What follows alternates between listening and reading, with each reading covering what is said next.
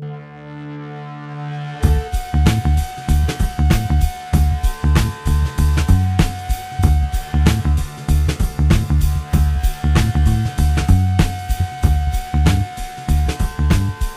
welcome everybody to the Nightly News Podcast. This is Professor Paul Miller, and we are here today with one of the most momentous occasions that we've ever been here on the Nightly News Podcast, as we welcome senior faculty member, the director of the Legal Studies Department, and soon to be riding off into the sunset, Professor John DeLeo. John, it's such a pleasure to have you back on the podcast. Great. I think this is my third appearance, and great to be here. Well, and as we mentioned in our pre-show meeting, you actually also were featured not only just in the two previous podcasts, you're also featured on our Best Of number 99, which to this day is one of the top 3 listened to podcasts that we've ever done. So it's something that you can certainly look back on in your future. Well, thanks.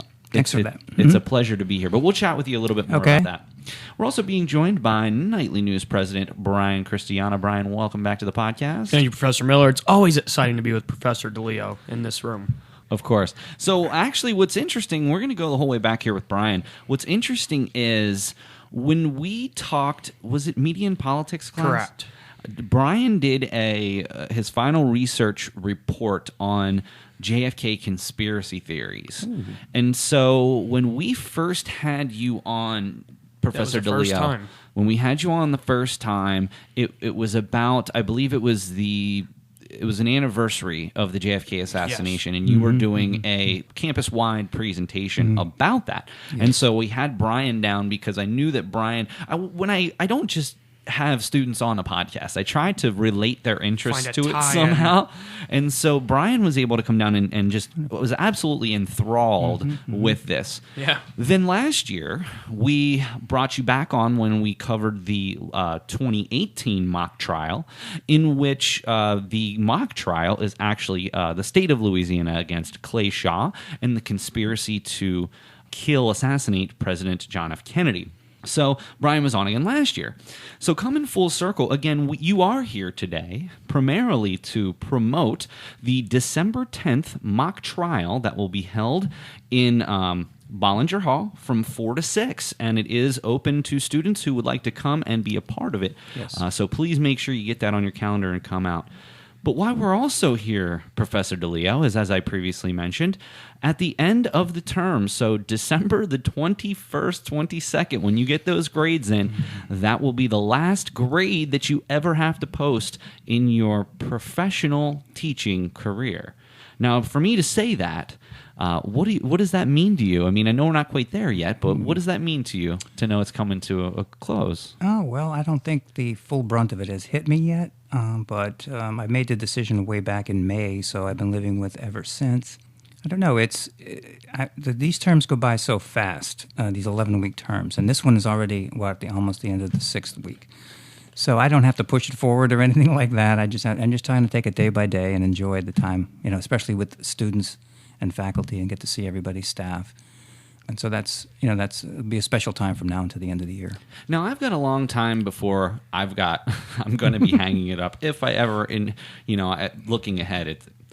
Me in retirement, I'm not even in my neighborhood. But if I was in your position, one thing that I would guess that's probably the most difficult, I mean, I'm sure you're not necessarily worried about the day-to-day bureaucracy that happens in any job. Mm-hmm. I think what's most rewarding for me personally is working with students.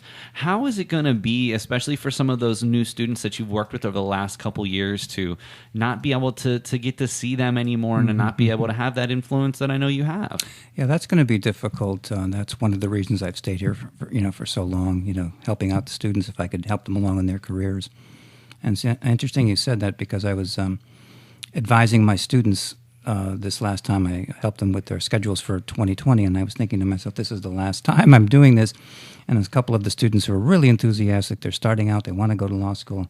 And I was thinking, gee, I'm not going to be here like I have for the other students to see them graduate and see them go on. So I guess it made me reflect a little. It made me a little sad too. Yeah. I've been here just long enough that I have been able to see students that I had in their first classes, like literally their first classes, through them being here to finding their first career position to now being a professional. And that to me is why I do this job. Again, there as with any job, there are certain things that you are not going to be memorable, and then there are certain things that are going to be memorable.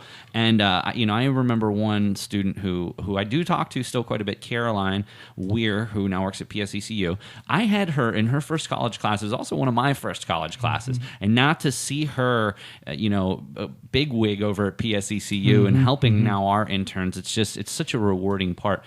John, you've been here for 30 plus years. You started in September of 1989. You are a 3-time Faculty Member of the Year award winner in 1990, 92, and 2005. Now, as you look back on not only the longevity of your career, but also those significant awards, and I'm sure there's a myriad of other awards that you've won over the years, what does that kind of recognition say to you, from the school's perspective? Yeah. I think that's at the top of my list. I always when anybody wants to ask me questions about my career, that's usually the first thing I put. And even in my office, I don't have. A lot of people have their degrees, their diplomas hanging in there. I don't have my diplomas.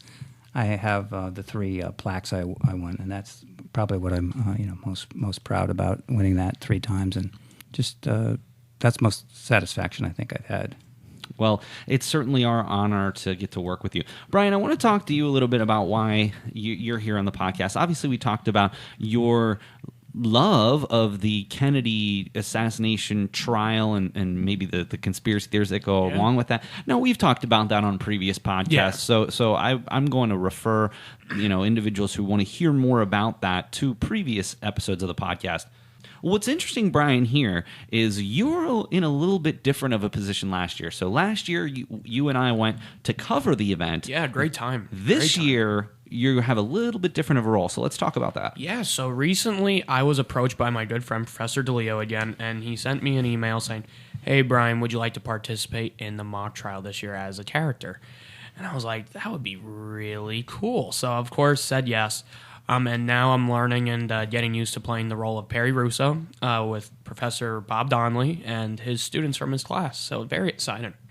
I was talking to Professor DeLeo on our way down to the studio today, and I told him, one of the reasons, you had come to me initially and kind of ran it by and said, "Do you think this is a good idea? Do you think I should do this?" Yeah. And the one thing that I said to Professor DeLeo is, you're realizing sort of, in a weird way, Brian, you and Professor DeLeo have a lot in common right now, because Professor DeLeo is about to ride off into the sunset. Yeah. You are also, in a way, about to ride off into the sunset. Brian is completing his internship at this point. In fact, by the time this airs, I think you're only going to have a day or 2 left at your internship with PCN. November 22nd. So, yes, it's coming very shortly. So then you would just have to finish off your other class, and then you have 2 more classes next term, and you are already looking and are being offered positions. So in an odd way, this is sort of the last ride for both of you in terms of the mock trial. So, Brian, what does it mean to you to have a part of this and something, frankly, you're going to remember forever? Oh, yeah, I definitely thought about that when reading the email and reaching out to you and talking to Professor DeLeo. But I was so honored because I'm not a legal studies student. I'm, again, in the communication program. And knowing that Professor DeLeo thought of me, I'm just so appreciative for the idea of being involved with this. But that said, I think that you make a good point. Yes, you're not a legal studies student, but I think your communication skills are going to help you significantly in your ability to do this and do it successfully. Well, last week during our little gathering between the team, just picking the minds of Bob Donnelly and the students, because, I want to do this as best as I can to make sure I could sell this role. So, just picking their minds, seeing what they say, and go from there. So, Professor DeLeo, we're going to go back to the idea of the mock trial in general. Okay. So this is part of the LGS 230 civil litigation course. Yes. And the mock trial is between daytime students and evening students in the same class. Yes. Now, these mock trials have been going on here since the mid-'80s, so it's been, again, 30-plus years of doing these mock trials. Let's talk about the mock trial specifically. I think some of us are generally familiar with the term, but can you tell us and the audience why it's so important for these individuals to do this as part of their final project? Yes, that's a very good question. I was talking to Mr. Donnelly about this today, and basically, if you want to look at it, it's really a group project. And in group projects, one of the things that you have to learn is teamwork and working with other people and accommodating other people. In addition to that, our students get an idea of what it takes to prepare a case for trial. And we all see the TV shows where there's these great moments and lawyers look great in court or bad, and witnesses look good or bad. But it's an hours and hours of preparation before that time that makes anybody look good in court. And even if a case settles or it doesn't go to trial, you still have to put those hours and hours of preparation in talking to witnesses, making sure you know your file, getting medical records, talking to experts, getting all that together and being prepared to either settle the case or take it to trial. So the students learn that. As paralegals, they don't actually are allowed to appear in court. They can be there as an assistant and help the attorney with a lot of things, but you have to be a licensed attorney to actually participate. But a lot of our students are going on to law school now. So I think at one point I think right now we have 6 or 7 of our graduates currently going to law school. And you mentioned about your students that are now successful. So over the course of the last 30 years, so many of our students are now successful paralegals. They're senior paralegals. They're leaders in the paralegal associations, and they're practicing attorneys. And so that's it's pretty satisfying for that. So the students learn teamwork, they learn preparation, and they see what it takes, really the hard work to put on a trial. Now, one thing you mentioned there, John, was group work. I'd love to get your feedback here. Group work is one of those terms that when I introduce it into class, especially for a big project, if it's just one day and they're working together, that's a different story.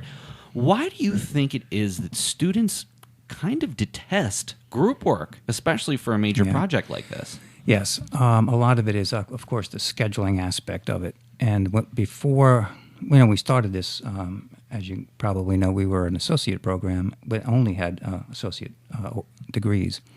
And I guess it was a lot more. We had one class. There was no online classes. There was no night classes. So everything was a day class. So it was a lot easier to organize the students. And now you have a night class and a day class. Well, the first thing you have to organize is, well, what time are we going to have this mock trial? So it takes a lot of negotiations and skill in that regard to keep 2 groups happy as far as the time. So we kind of like hit it in the middle at, today, this time would be at 4 o'clock.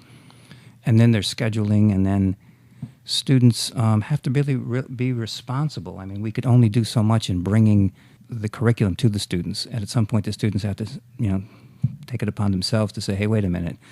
And we try to make it easy as possible. At different times, we would schedule mock trial practices, say, outside of the class.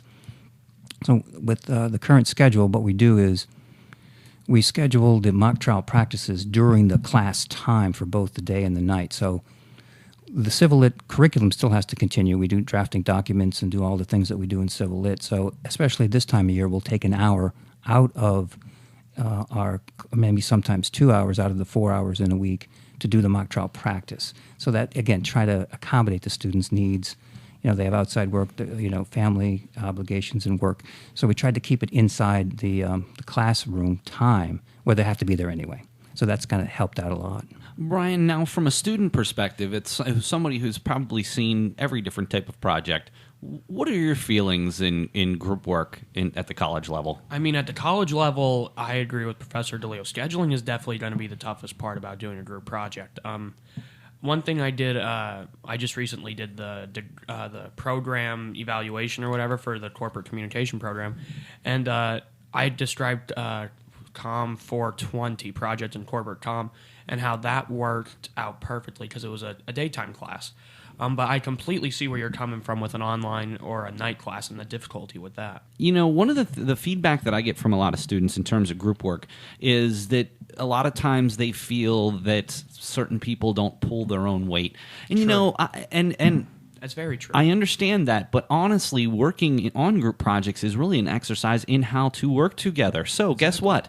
There are times where we all are subjected to some type of group work and somebody in there is not pulling their weight. And what do? We don't have a professor we can complain to about it. We suck it up and we deal with it. And honestly, I've brought that point up to people who questioned why I would do group work. In fact, one of my online classes, my Com 101 class, I always do a group assignment. And for a lot of online students, that just blows their mind because they're so used to doing a lot of their online work independently. And of course, I understand that.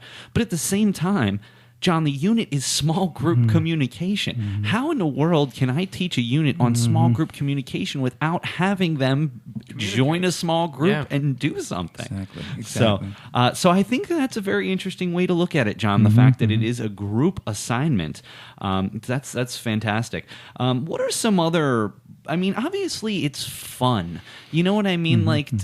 The students may see it as a lot of work, but I would imagine when it culminates and it's over, it's got to be fulfilling. Have you ever heard that from students? Oh yes, quite a bit. And sometimes when the jury comes back, and we tell them not to do this, but say you get a jury verdict in your favor, you'll hear like, "Hey," yelling and screaming, and then there's the sign of relief afterwards. Yes, and that like all that hard work. Whether they win or they lose. Now, the way we have it set up, the students are not graded on whether there's a guilty verdict or a not guilty verdict, because the juries can do anything. They're graded on their individual performance at the trial. We have a checklist of things. And then their coaches, Mr. Donnelly, Mr. Koltesh, will grade them on their participation. Again, this is where you get rewarded for being a person in a group that's pulling your weight. So, John, would you say that it's fair to say that the jury, even in a mock trial, no matter if we already kind of know which way it went, would you say that the jury in an actual mock trial can decide differently than the original case went? Yes, that's the beauty of a jury that hears the evidence. And in a lot of years, I forget, there was a streak where the defendants were winning, and I think the last 2 years the prosecution has won. So you never know. And again, a lot of it has to do with the skill levels of the students and the preparation of the students that would allow for the jury to go one way or the other. Well, one of the things, I do want to kind of get into this a little bit, and I'm going to ask you here to just give maybe a 2-minute overview. Of course, required reading before listening to this podcast would probably be to watch JFK, although I'd probably argue that you would say that is something called a docudrama, and a lot of people. And actually, one of the things we talked about on a previous podcast is it's the JFK conspiracies really didn't manifest themselves in terms of nationally, societally, until after the JFK, Oliver Stone's JFK back in 1992. Would you talk about maybe... Let's talk about the original case, and then we can maybe talk about a little bit about JFK. In terms of the original case, this was the only time that any kind of charges were brought in the JFK murder. Is that correct? Yeah, that's correct, because as most folks would know, Lee Harvey Oswald was apprehended within an hour and a half of the assassination. And he was then charged with the assassination, and he himself was killed 2 days later on national TV by a man named Jack Ruby. So the trial would have occurred in Dallas. It would have been in the Dallas state court, because at that time it was not a federal crime, believe it or not, to shoot or attack a federal officer, the President of the United States. So Oswald would have been put on trial in a state court in Texas. Of course, he never got that chance because he was killed by Ruby. So... that's it. There can be no trial. The Warren Commission, who investigated this afterwards by President Johnson, put that together, found that Oswald was the lone assassin and he had no other people working with him, so that ended it. Until the district attorney, of all places in New Orleans, Jim Garrison, he started reading the Warren report and all the exhibits, and he gets an indictment against this businessman in New Orleans. Now, this is 1969. And you say, well, the president was killed in Dallas, but the allegations against Shaw were that he conspired with others in the city of New Orleans in the summer of 1963 to assassinate the president. And Clay Shaw was a local businessman, and it's a mystery as to why Jim Garrison would target Clay Shaw. There were some, if you watch JFK, there were some kind of out there theories in terms of why Garrison might have targeted Shaw. Could you speak to that? Yeah, that's really never been, according to, of course, Garrison and his prosecutors, because the evidence pointed to that. The person that Brian is playing in the main character in the trial itself is a man by the name of Perry Russo, and he came to the district attorney's office to tell them hey, I've been scared for all these years, and now I saw that, Oswald was killed, and a person that was a co-conspirator, David Ferry, he died, and he decided to come to the district attorney's office and tell his story of how he met Oswald and how he saw Shaw with Oswald and how he and Ferry and Oswald combined to form this conspiracy. And that's how it got rolling. And that'll always be one. Again, there's so many mysteries, but that'll always be one of them, bringing the charges. And not to give the spoiler alert, the jury found Shaw not guilty. I think 50 years is good enough in terms of the spoiler. I think we're in good shape. Found not guilty. He didn't let it go at that. After the trial was over, and as you know, Shaw took the stand. A defendant does not have to take the stand, but Shaw took the stand. And after the trial was over, and of course, once a not guilty verdict comes in, the state cannot appeal that. That would be double jeopardy, but always a defendant can. But if it's a not guilty verdict, you can't try the guy over for the same thing. So Garrison charged Clay Shaw with perjury in his own trial, and then that case was dismissed. So again, that leads to he had something against Clay Shaw, or he was just trying to protect himself by saying, "Oh, you lied. That's how you got out of it." He might have been trying to validate his own research, and when you're doing research for that amount of time, because obviously he's not going to go after Shaw with limited evidence. I'm sure in his mind he thought that the evidence was sound and that Shaw might have been lying based on the information that he had. Now, I guess another question would be, John, why is this the trial that, yes, you did say back in 2012 you did a mock trial between talking about Custer and Little Bighorn, but you said for most of the last 10 years it's been Louisiana versus Shaw. Why is this the one that you constantly come back to in a day and age of, frankly, a lot of really, really, really interesting cases? Yeah, that's a good point. I think we got a lot of positive feedback about that, and something I enjoyed, and I think the students did too. It's the idea that you're getting a history. Like we had used to use the canned ones that were fictitious from a Mock Trial Association, but I think it's a double win here. They learn a little bit of history, especially with the Little Bighorn thing. So the students are learning history and the same thing, the legal skills, the trial skills. And when I go to our open houses and I discuss that, I get such a positive response from prospective students when I tell them, hey, one of the things you're going to do is recreate the JFK assassination. And then I get talking about that to the parents and the prospective students. And so we just kept it. And to tell you the truth, maybe in retirement now I could write up another one, but these take months and months and months to put together, because you have to take the raw trial transcripts from hundreds of witnesses and boil it down to 3 on one side and 3 on the other, and then turn it into affidavits, which Brian knows he's learning. Yep. And then the students have to make the questions up. So that is very, very time-consuming also. Now, Brian, before we get out of here, the one question that I have is, so you've gone to mock trial practice several times. You're getting very close to this December 10th date of the mock trial. What are some things that you've learned throughout this process about the case that you didn't know previously? Oh, my acting skills are going to be on... About the case, not your acting skills. This case it's very interesting. And again...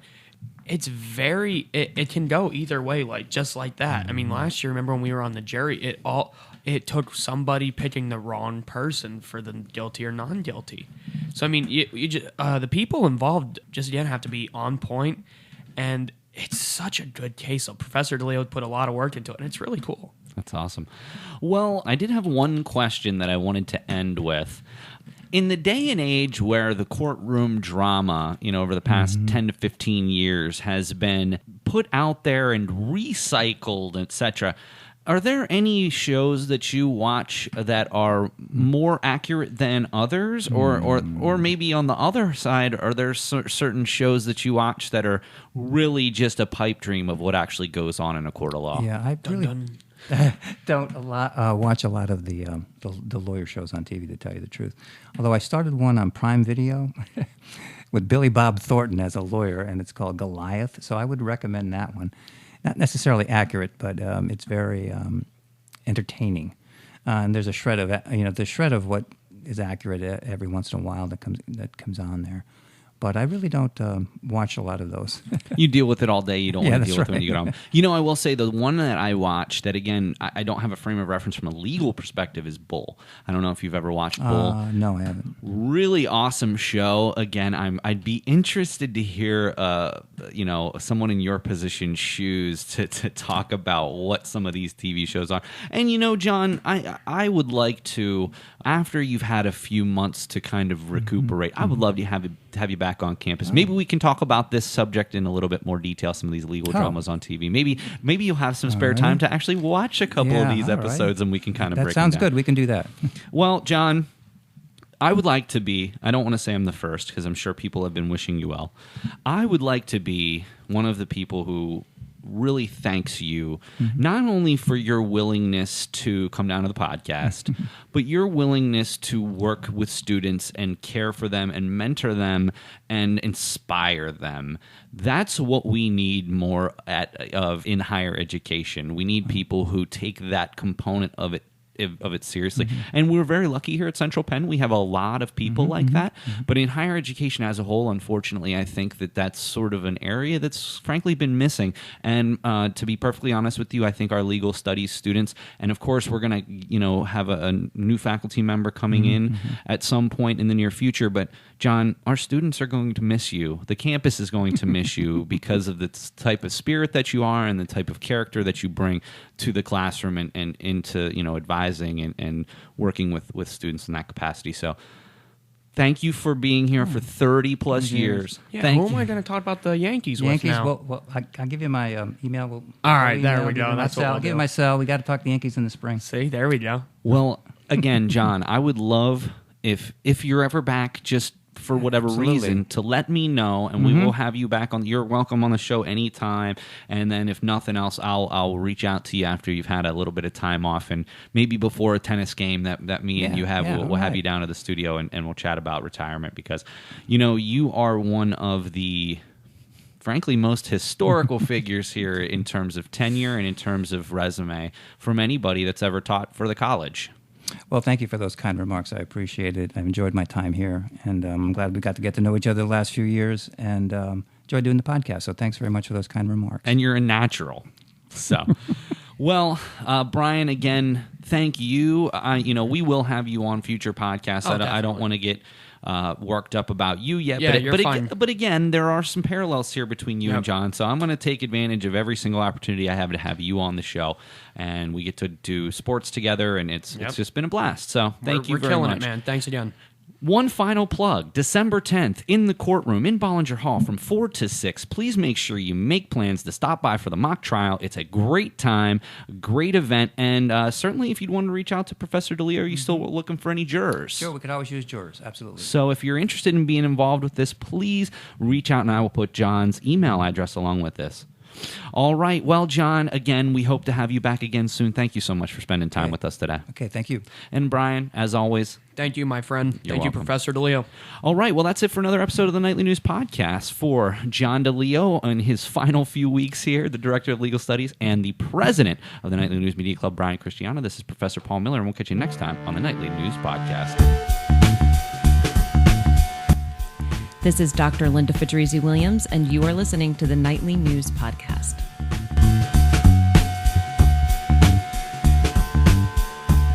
Welcome, everybody, to the Nightly News Podcast. This is Professor Paul Miller, and we have a full house down here at the Nasir Harris Podcast Studio at the Boyer House of the Summerdale campus of Central Penn College. We are so fortunate to be joined by two people from the student advising team here at Central Penn College. Katherine Richards, the Director of Student Advising. This is your debut on the Nightly News Podcast. Such a pleasure to have you today. Thank you. And a returning podcast veteran at this point, Caitlin Copus is the Assistant Director of Student Advising. Caitlin, welcome back. Thanks for having us. It's been a while since I've had you on, Caitlin. What was the last time you were on?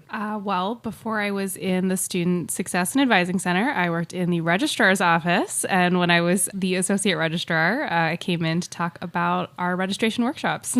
As fun as I'm positive it is that your new office is, you got to admit, the records office, it's fun down there too. I'm sure it's a different kind of scene in your new capacity. But no, we're extremely happy and honored to have you down today. Before we start, we've never actually had the Advising Center per se on, and I really kind of want to talk about some of the important issues here. This is a relatively new initiative. In fact, was it the end of 2018 that this began? Yep. And so at this point, you're really kind of just a year in on some of these things. So that's kind of what we're going to take a look back. What are the things that you do? What are the things that you've found that have been working very well? And again, what are some of the things that you're offering here on campus for our students to engage in as a way to learn more about the future of them here at Central Penn College? One of the things I've always prided myself on was the way that I work with my students in terms of advising. One of the biggest issues that we have as a school, and it's not really something that we can fix, and I hate saying that, but the fact that we're on the quarter schedule.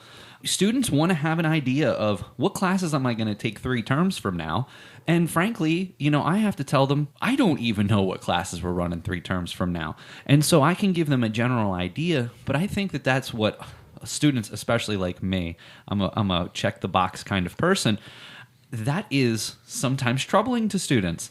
Now, how have you, in your last year, maybe kind of changed that narrative to, hey, I have to know what I'm going to be taking in spring of 2021 in terms of maybe just giving them a different perspective? How would you say that you've attacked that? Yeah, I think that's a really good question, and certainly something that I've worked on an administrative level in terms of trying to help the college develop more robust course rotations, and Caitlin has helped with that as well, and starting to have conversations about that kind of thing. The other thing is in the Advising Center, we use degree matrices, which don't focus so much on when you have to take classes. Instead, it focuses on what you have to take in individual categories. And I think that kind of advisement helps students understand that these are the types of classes I need to take. When I take them is less important rather than knowing, okay, this is what I need to take. So I think that helps. But yeah, it's difficult. And I imagine for students, I was that student as well, where you kind of want to know. And I went to a very small liberal arts college, and I was in a very small department. And even they weren't able to tell me, 2 years out what I was going to be taking. I just knew at some point I had to take Shakespeare, I had to take Chaucer, et cetera. I was an English major. So we're trying to shift to that kind of narrative as well, trying to focus more on content as opposed to this kind of time-based advising. We're also being joined here by Nightly News future co-president. At this point, you're the VP until the end of the term, until Brian relinquishes the reins. One of the reasons I wanted to have you down here today, Tyler, is because, I've worked with you on your advising basically throughout. I remember a time that you kind of had a difficult experience with this, and it was actually some of our first interactions with one another. What would you say is the impact of having someone on your team, whether it is in student advising or whether it is through a faculty perspective? How did that change your experience here at the college to have someone that you were working with all the time? Well, it's been huge for me, especially when I first started here at the college. I actually was a criminal justice major. So when I decided to flip to communications, then I kind of had to figure out, okay, well, the courses that I've taken, where can we slot them in at? And then once we were able to figure that out, we went forward and, okay, so this communication course is what you'd start out with. And I'm kind of the same way you were. Like, I have a matrix at home. I mark everything down of what I'm taking. I have an idea of what I still need to take. But from an advising standpoint, it's been huge. Good. Well, Caitlin, I'm going to go to you. Let me just ask you, in a general sense, if you had to put it and boil it down to a sentence or two, what would you say that the Office of Student Advising does on a regular day? Walk us through. I know in your line of work there is no typical day, but if you had to boil it down to one, what would you say? I would say it's just trying to meet every student where they're at. So right now it's registration. So obviously we're answering a lot of questions about registration for the upcoming term, which is great. But, we're also having conversations about, am I in the right major? What is the best fit for me? I need help trying to figure out how to get caught up in this class that I fell behind in. I am dealing with this issue outside of school that's affecting me in school. So how do I talk to my professor about that? So every week's really different, but just trying to come to students where they're at, and when students come to us, just meet them and figure out what we can do to assist. Well, and what also kind of extrapolates that a little bit is our accelerated schedule. And I try to have a heart-to-heart with students at the beginning of every term in every class I have. Falling behind makes it that much more difficult because the speed with which work continues kind of makes it hard early on. Caitlin, what are your best tips for students who might fall behind a little earlier in the term and how to kind of climb out of that, especially with our accelerated schedules? So talk to someone first off. Talk to your professor, hopefully first, but the advising center is definitely here as well. And then just try to get organized, figure out what's left, and then check your syllabus. See if your professor is going to accept late work. See if they'll accept late work, but only certain assignments and what circumstances. So figure out what it is that you can still do to get caught up, create that plan, and then just stick with it until you're caught back up. For me as an instructor, I mean, really the biggest issue is the fact that, unfortunately, often that line of communication doesn't exist. And even if we reach out to a student who might be a little bit behind or didn't turn something in that weekend, it's often 2 or 3 days till we hear from them, and then by that time, that's another half a week gone. And that, I'm sure, you're running into on a fairly consistent basis. But, Katherine, at our pre-show meeting, we talked about the idea of a strength-based approach to advising. Can you talk a little bit about what that is? Yeah, so traditionally higher education has kind of functioned in a deficit-based mindset where when you come into a college, one of the first things we do is assess, what are you missing? What skills do you not have? And while that kind of thing is still important in terms of making sure students are in the right classes and that kind of thing, in the advising center, and advising allows for this kind of opportunity as opposed to kind of a larger institutional perspective, we try to say, yes, every student has skills that they need to develop. That's why they've come to college. But by the same token, every single person, every human, not just students, has inherent strengths that they bring to every situation. And rather than focusing completely on our weaknesses, which I would argue we do as a society, right? We don't focus on what we're good at. We focus on what we're not good at and fixing that.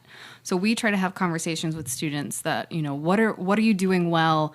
And I would go back to, that conversation of how do you readjust if you've gotten behind, right? A lot of times students will only focus on the classes that they're not doing well in, and sometimes that actually serves to the detriment of the class that they're kind of naturally doing okay in. We want to make sure that we're emphasizing that as well, because those can be moments where you say, hey, have you considered a different major? Or a lot of times, more importantly, what are your motivations? A lot of times your motivations and your strengths go hand in hand. And if you don't know what your strengths are, a lot of times you don't really know what gets you excited, why you want to do a thing. And I think it's strategic because it helps students do well in their classes, but ultimately it's just a better perspective and a more effective, more productive, kind of experience to have in life beyond college. Do you think, and I'm positive that you look at other trends in student advising, is this something that's being more widely adopted, or is this something that we're maybe a little innovative in? We are a little innovative in. Strength-based advising has been around for a little bit in the scholarship, but a lot of times the larger institutions, it's not as easy for them to implement actual philosophies into their advising because it is focused so much on registration. We struggle with that as a new office ourselves, is bringing in, making sure the work gets done in terms of registering students for classes and all of the kind of bureaucratic work, but that you're also doing... That's a horrible way to put it. I know. But there's a lot of that happens behind the scenes in advising and in every department, of course. as you know, on college campuses. There's several different approaches that are similar to strength-based advising. I wouldn't say it's particularly common, no. And certainly in terms of how colleges function, outside of advising, strength-based anything is incredibly rare because it's just not, everyone emphasizes student success right now. That's the new trend in higher education is student success. There are lots of different ways that you measure and also obtain student success. And strength-based is just one of those, but it's certainly not one of the most common ones. The area that, in my experience, that most closely aligns with this is when I've brought career services into some of my freshman seminar classes, and there's some of the tools that career services has that allows students to kind of go through 10-15 minute kind of questionnaire to kind of isolate what some of their skills might be, but also kind of give them a look at, here are the jobs that are available here, here's the outlook of those jobs in the future. So I would argue that I don't necessarily want to push people into jobs simply because they think that there's a lot of opportunity and a lot of money there. If you hate that job, your life's going to be miserable. In fact, when I went to college, and I hate even saying this because at this point I despise math in a general sense, but I went as a computer science major. And then I took, Calculus 1, got through that, and I'm in Calculus 2, and I had like 10 more math classes to take after this. And I said, I'm pumping the brakes here. This is not for me. But what I was able to do is find out something else that I had a passion for, which was broadcasting. Even when I was in high school, I was a big radio fan, and I never really thought of it when I was in high school as a viable career. And, I've had time in broadcasting, but certainly I'm happy doing this and educating students on how to create podcasts and do sports. But it was that push that I got from a communications professor trying to walk me through what are the things I had interest in. Because to me, if someone's passionate about something, the money at some point is going to be there. Yeah, and strength-based advising tries to tap into that, not just in terms of what skills you have or and how this will ultimately translate into a job, because particularly now with the digital age, people's jobs, no one has a career that they are going to have for the next 50 years, right? People have to be flexible. So if you know what your strengths are, you can take those strengths and translate them into any job, right? So even this idea that communication is a skill, that's true, but clearly if this is something you were drawn to, broadcasting, that's probably because you have a strength closely aligned with like verbal expression, right? That's something that comes naturally to you. It's something you can build on, but it's something that might be really difficult for someone else. So if you're able to kind of tap into what are you naturally good at, and I know the word natural can be a little dicey, but what are the things that you, even as a child, kind of were drawn to and were really good at, right? Some people are really great athletes or really good with their hands and that kind of thing. I think it's funny because I try all the time to have different people down. Of course, I have a strong group of people who I have on regularly, whether it's every term or every other term. And then I try to get some new people in, and there's people from different offices around campus. In fact, Caitlin, I think when I ask records about being on, you were kind of chosen as the one to represent because, for example, this wasn't their cup of tea. And again, I find that a lot. And it's, I want to learn more about people, but I don't want them to be uncomfortable either. Right, yeah. Because if you've never been on a podcast before and you walk into the room and you see the lights, I can imagine how it would be a little nerve-wracking. So, but to your point, I've always just felt natural in doing this, and to me, this is just, part of my job. It's not nerve-wracking at all. Although, like if I have Dr. Fedrizzi or something on, someone who's got a ton of experience, yeah, it does get a little nerve-wracking. Yeah. But normally it's pretty straightforward. Well, I wanted to talk about a series of events that the advising offices has coming up in late November and early December. First, if you're listening to this on the day that this is released, remember there's at least one more advising session on November the 13th in Summerdale in the ATEC lobby from 1 to 3. Caitlin, for someone who has never been to one of these scheduling workshops before, can you just maybe give an idea of what to expect, and if a student would be interested in coming, not only just this term, but in future terms, what they can expect when they sit down with you? Absolutely. So we welcome any student to just drop in. You don't have to be advised by someone in the Student Success and Advising Center. If you've never spoken with us before, that's totally fine. Just come the way you are and bring us where you're at, and we will help you figure out how to get into classes for the next term. And that's something that I think is so important. I work with my comm students just because we're a smaller department, and it helps me to understand what classes I need to run. But to a lot of people, this is very special. The fact that we are willing to take individual time and have individual opportunities for people to sit down and have us walk them through it. Now, here's where I find a lot of people that need the help is first-term students, and we're not even necessarily talking about first-term freshmen. Might also be transfer students. And actually, the transfer students are the ones I find that have a tougher time because typically our first-term students are in freshman seminar, College Success CPC Foundations class, and part of that class is kind of walking them through that registration for the first time. Unfortunately, some of our transfers who are coming from other institutions don't get that, and it's kind of like, well, figure it out on your own. And I think that's honestly, it has to be one of the best things about your office is that you're able to help those individuals. Because honestly, the whole registration process is confusing. I don't know how to unconfuse it. I mean, honestly, even at school for me right now, it's confusing for me to try to figure out how to register for my classes. So I understand that. And I mean, that's just so valuable. So I would absolutely recommend, again, November 13th, 1 to 3 in the ATEC lobby is the last one that for this term, but certainly every term. Weeks 4, 5, and 6, there's always a ton of different opportunities for students to come out. And we're really flexible in terms of, if you're listening to this and you're like, well, I don't go to classes on campus, I don't even go to campus, we can meet with you virtually in Blackboard Collaborate. We also can do this stuff over the phone, over email, so if you can't make it to the workshop or anything like that, we try to be as flexible as possible. Now, that is a good question. I'm glad you brought that up. So obviously, for the most part, people in your office are working normal 9 to 5 type hours. What about a student who may work or may be here in the evenings? What other flexibility options do you have for them? So we actually have Dan in our office. It works from 10 to 6 on Tuesdays and Thursdays. And then Michelle, our third success coach, she's in Lancaster most days. And she stays, their hours are all, they have exclusively evening classes. So she works till 8 every night. The other thing, if they want to schedule an appointment, we can, for the evening, we are always happy to adjust our schedules. We don't have a lot of students who request evening appointments, but we can kind of make that happen. So, if all of a sudden we started getting an overwhelming amount of requests, we would look at, kind of making a larger change in terms of scheduling. But yeah, and we're always, kind of as flexible as we can be.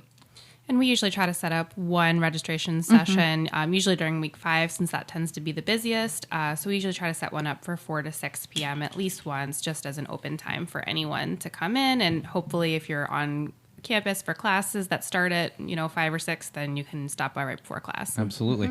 And I think that's really the most important thing is your level of flexibility with these students that really are very different. I mean, Tyler's an online student, but he might be able to come for a night class occasionally and stop by on his way. But then you've got, and I'm sure you've noticed this, I've got advisees that are in Florida, or I've got advisees that are halfway across the country, and they're on a different time zone. I actually had a student who was stationed in Germany, and he was on literally if I'm telling him to turn stuff in Sunday at 11:59, well, he's already halfway into Monday at that point. So we had to have that conversation early in the class, we had to figure out what the time difference was, so, he was submitting at the same time. So I'm sure you run into that a lot. All right, 2 big events that I'd love to ask you about. First, there will be a Discovery of Strengths workshop. This will be in the Lancaster Center on November 19th at 5 p.m. In Summerdale, November 20th at 3:15. Could you share a little bit with us about what students who may come to this may engage with in this workshop? Sure. It's really like an introduction to strength-based advising, or just kind of a strength-based approach to life. And in that, we try to spend some time with students helping them identify some of what their strengths are. And at the end of that workshop, we always refer students to what we call the High Five test, which isn't a free online version of if anybody's heard of the Clifton Strengths program. This is kind of like the free online version of that.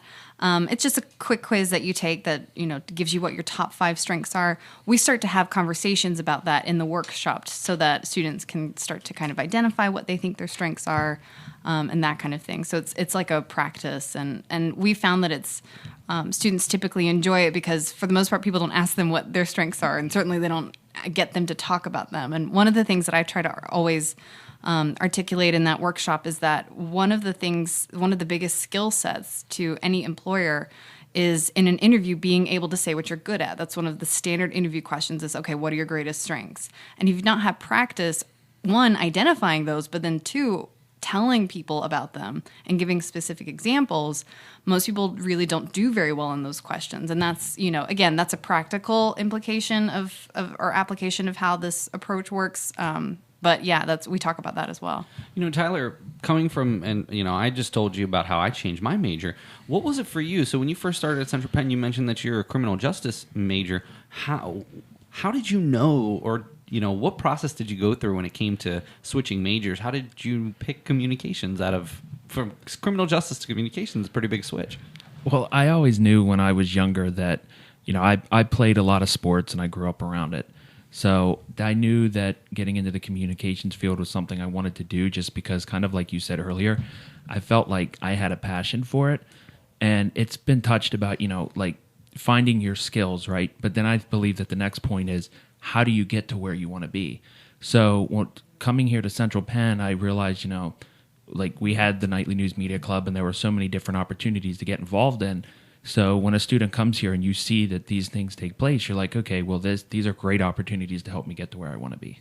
Well, and I think that that's an important point, too, because as soon as I met you for the first time, I always say, especially when we're talking about picking classes and your schedule, the first thing I always say is, well, what do you want to do? And then I think of maybe internships that we have already cultivated that we could get you. And then what skills do you need to get to that internship? Do you want to be a part of the athletics? Do you want to be a writer? Do you want to just be on podcast? What are your goals? And that kind of helps me kind of bridge that gap. And you have 2.5 years here as a transfer student. I can kind of set you up with sort of benchmarks on how you can get to where you need to be. And I think that was definitely from our own perspective, kind of how we've gone through it at this point, right? Yeah, pretty much. So I'm glad that I'm able to work with you, Tyler. All right, we have one other event that will be coming up on December 11th. It's a self-care items giveaway. Katherine, Caitlin, would you like to chat a little bit more about that event? Absolutely. So this is going to be pretty straightforward. We're going to be hanging out, giving out some free stuff. And everyone loves free stuff, of course. Absolutely. So it's during week 10. We know going into finals can be a pretty stressful time. So we want to remind everyone to take care of themselves. We're going to have some stress balls and coloring books and just some fun stuff. So to help you remember to take a couple minutes for yourself. I got to tell you that lately, coloring has been like my one outlet for stress because I'm always just constantly thinking about different stressors in my life. And then, my son's got a ton of coloring books, and I'll just sit down with him and we'll just color for a little while. And that's one of the few times in my life that I don't have to think about all the stressors. So I think that's really cool. Like, I'm sure Caitlin saw me make a little face when she said coloring books, because I just immediately, that's something that's a stress relief for me. Mm-hmm. And I'm sure it probably is for a lot of others too. Art therapy is real. Well, first of all, I would really like to thank you both for coming down. Katherine, we recorded another podcast yesterday, so this is she did so well yesterday. This was just like natural, and of course, Caitlin's already been on before, so this wasn't too bad, right? No, not at all. Thank you so much for having us. Yes, thank you so much. Well, it's my pleasure, and to be honest with you, you're not ever going to meet anybody who is sympathetic to the trials and tribulations that you have to go through. But at the end of the day, the thing that I always say to myself is, we are really the front lines in terms of advising, are the front lines for our students to get them to graduation, because frankly, it's difficult to do alone. Mm-hmm. And frankly, I've seen students who kind of just said, I got this on my own, and then they made wrong decisions and picked classes they didn't need. And that can also get expensive too. So in the long run, we're really kind of saving them money in a way, which is always good. And Tyler, of course, such a pleasure. Thank you very much for being on. I appreciate you talking candidly about your experiences. And, it's just always a pleasure to have you on. And I'm looking forward to 2020 with you and Christian at the helm of the Nightly News Media Club. Thanks for having me. It's always fun. Anytime. All right, that's going to do it for another edition of the Nightly News Podcast. I'd like to thank the Director of Student Advising, Katherine Richards, and the Assistant Director of Student Advising, Caitlin Copus, and of course, current Nightly News VP, future Nightly News Co-President Tyler Coleman. This is Professor Paul Miller, and we'll catch you next time on the Nightly News Podcast.